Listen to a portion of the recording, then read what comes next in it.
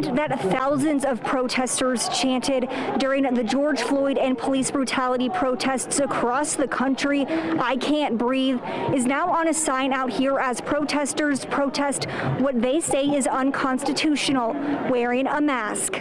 If this virus is something that we need to get over, then we need to catch it, we need to deal with it, just the way human beings have been doing for millions of years. Hundreds gathered outside the governor's mansion Saturday afternoon for the Shed the Mask rally.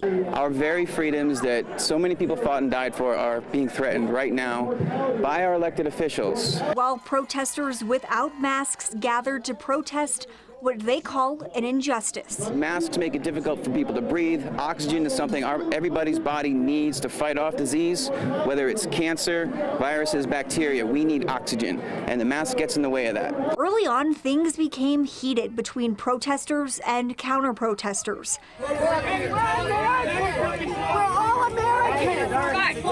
State troopers and DPS had to form a line to separate the two groups. What it seems, as you can see here, is by the way that they're facing, that the police and the guards seem to be protecting the people behind them. Judah Ross was there when things turned aggressive.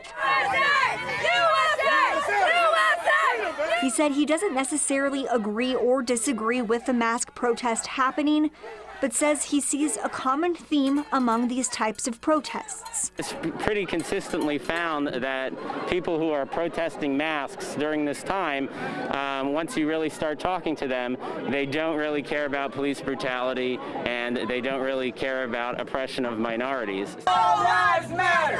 All lives matter! You protest against masks?